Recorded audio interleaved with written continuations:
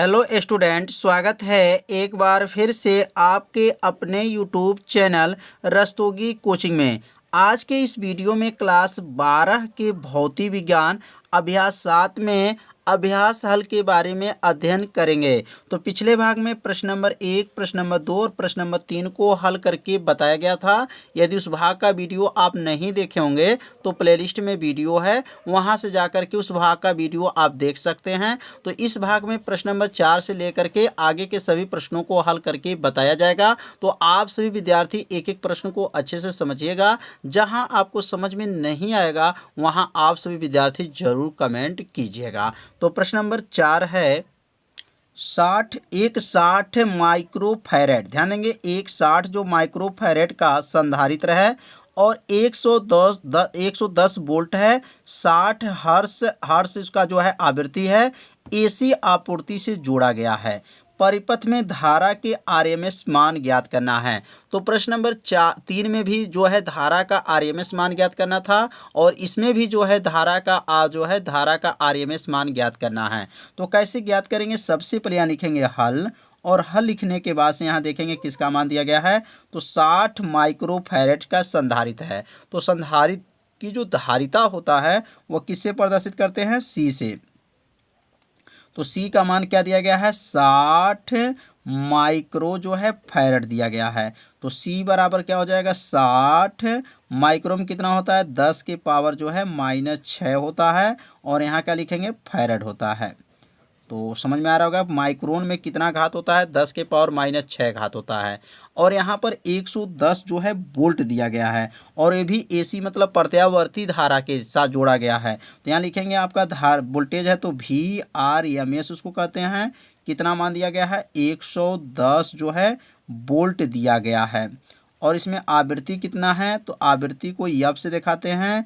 तो यब बराबर कितना दिया गया है? 60 जो है हर्ट्स दिया गया है। इसमें HZ का मतलब क्या होता है? हर्ट्स होता है। आवृत्ति का मात्रक हर्ट्स है। और इसमें किसका मान पूछा जा रहा है? कि इसमें धारा का RMS मान पूछा जा रहा है कि इसमें क्या होगा। अब धारा का वर्ग माध्य मूल मान निकालना है। कैसे निकाला जाएगा? तो यहाँ पे जो है सबसे पहले यहाँ पर जो है ओम का नियम से आप लोग जानते होंगे, बताया गया है। प्रश्न नंबर 3 में भी बताया गया था कि ओम के अगर नियम से देखा जाए तो ओम के नियम से धारा का सूत्र क्या होता है। तो लिख लेंगे ओम के नियम, और ओम के नियम का सूत्र होता है I बराबर होता है V बटा जो है R होता है। I बराबर क्या होता है? V बटा R होता है।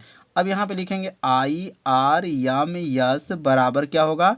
V बटा जो है R होता है। लेकिन यहाँ पे क्या हो जाएगा? RMS हो जाएगा। तो IRMS रहेगा तो यहाँ पे क्या रहेगा? VRMS बटा क्या रहेगा? R रहेगा। अब यहाँ मान को रख लेंगे तो VRMS का मान जो देखेंगे कितना है?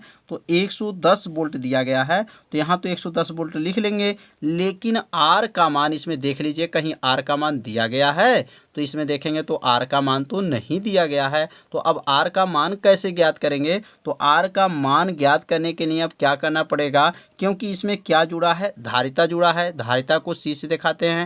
तो जब धारिता जुड़ा रहता है परिपथ में तो इसे प्रतिरोध न कह के क्या कहा जाता है? धारिती प्रतिघात कहा जाता है, जिसे XC से प्रदर्शित करते हैं।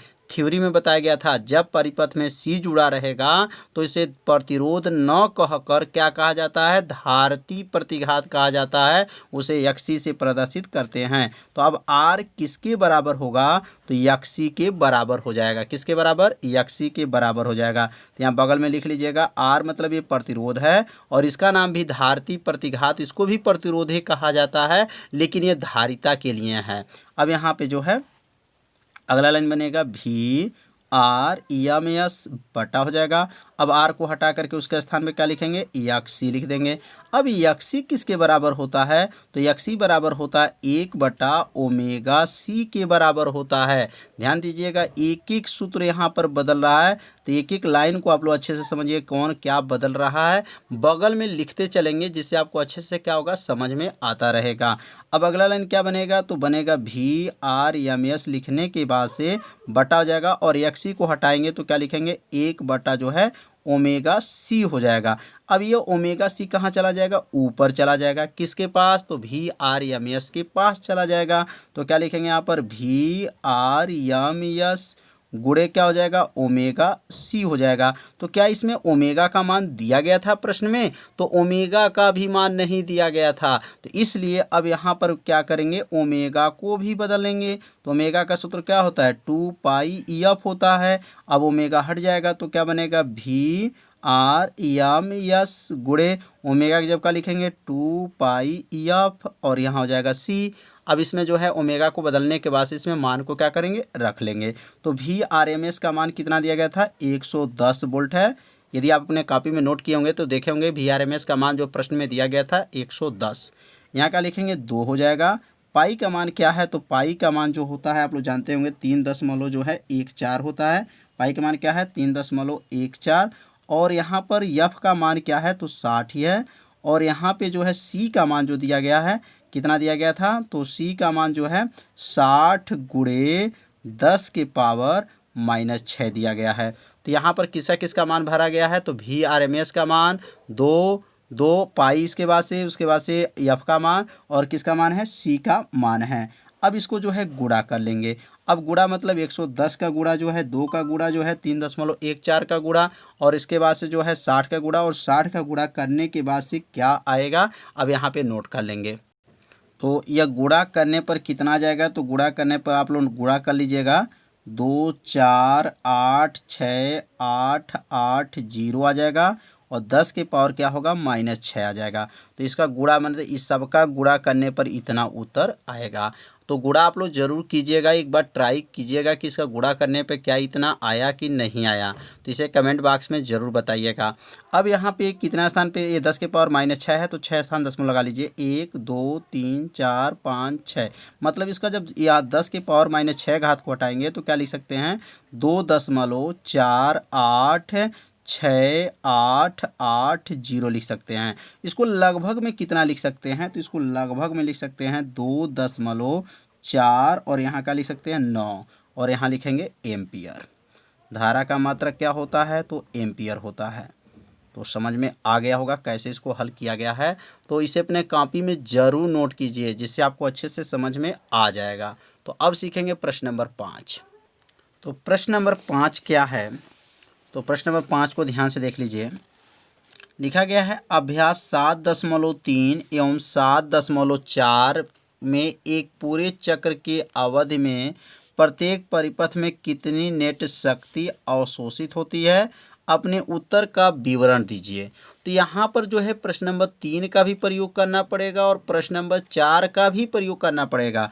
मतलब ये प्रश्न 5 को हल करने के लिए आपको 3 का भी सहारा लेना पड़ेगा और 4 का भी सहारा लेना पड़ेगा। तो प्रश्न नंबर 3 में ध्यान दीजिए क्या है, तो प्रश्न नंबर 3 जो दिया गया है ये 44 मिली हेनरी प्रेरित प्रेरित मतलब इसमें यल है, क्या है, यल है। और इसमें क्या दिया गया है, 60 माइक्रो फैरड जो है संधारित्र है। मतलब इसमें यल और इसमें क्या है, सी है। तो यल सी परिपथ है, क्या है, अब यल सी परिपथ का इसमें प्रयोग करेंगे।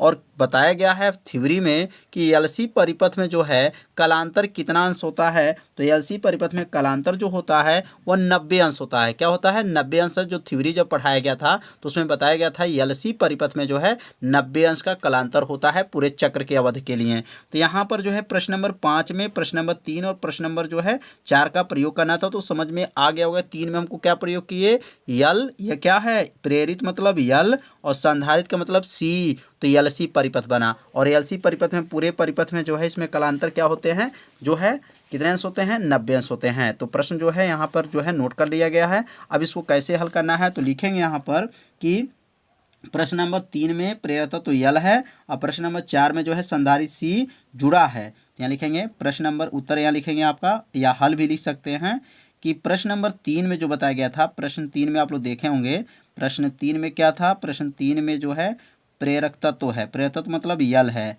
और प्रश्न नंबर 4 में जो है प्रेरक तत्व हो जाएगा और यहाँ लिखेंगे प्रश्न 4 में लिखेंगे, प्रश्न 4 में क्या है, प्रश्न 4 में क्या था, धारिता है, क्या संधारित्र है, संधारित्र से क्या है, जुड़ा है, संधारित्र की धारिता इसको बोलते हैं। तो संधारित्र से जुड़ा है। प्रश्न 3 में प्रेरक तत्व, प्रश्न 4 में क्या है, संधारित्र से क्या है, जुड़ा है, जुड़ा है। तो कलांतर कितना होता है, तो बताया गया है कलांतर जो होता है वह 90 अंश होता है। तो लिख लेंगे यहाँ पर कलांतर जो होता है 90 अंश का होता है। माने LC परिपथ में जो है कलांतर कितना है, 90 अंश होता है। आप लोग याद रखिएगा, ये बताया गया है किसमें, थ्योरी जब पढ़े होंगे तो बताया गया, एलसी का ग्राफ भी खींचा गया होगा कि LCR एक परिपथ होता है, LC परिपथ होता है, CR परिपथ होता है, सब थ्योरी में बताया गया था। अगर थ्योरी वाला वीडियो आप नहीं देखे होंगे तो प्लेलिस्ट में वीडियो है, वहाँ से जाकर के उस भाग का जरूर वीडियो देखिए, जिससे आपको कलांतर भी 90 अंश समझ में आ जाएगा कि 90 अंश कलांतर कैसे होता है। तो अब यहाँ पर क्या पूछा गया, शक्ति पूछा जा रहा है, नेट शक्ति। तो ये शक्ति का सूत्र होता है P बार इसको कहते हैं, और इसका सूत्र होता है VRMS होता है, और क्या होता है IRMS होता है, और यहाँ लिखेंगे काश जो है फाई होता है। क्या होता है, फाई। फाई मतलब कलांतर इसको बोलते हैं। अब यहाँ लिखेंगे P बार हो जाएगा, और यहाँ लिखेंगे VRMS हो जाएगा, और क्या हो जाएगा यहाँ पर IRMS हो जाएगा, और यहाँ लिखेंगे काश और फाई। फाई मतलब कितना अंश दिया है, तो फाई बराबर दिया यहाँ पर 90 अंश है। क्या है, 90 अंश, क्योंकि इसमें कलांतर जो है किस परिपथ की बात कर रहे हैं, तो LC परिपथ में जो कलांतर होता है वह कितने अंश का होता है, 90 अंश का होता है। इसलिए यहाँ पर फाई के स्थान पे क्या लिखेंगे, 90 अंश रखेंगे। तो अब अगला लाइन क्या बनेगा, तो अगला लाइन जो बनेगा P बार बराबर होगा, अब यहाँ लिखेंगे VRMS हो जाएगा, और क्या हो जाएगा यहाँ पर IRMS हो जाएगा, और काश 90 अंश का मान आप सभी विद्यार्थी जानते होंगे 0 होता है। काश 90 अंश का मान क्या होता है, 0 होता है।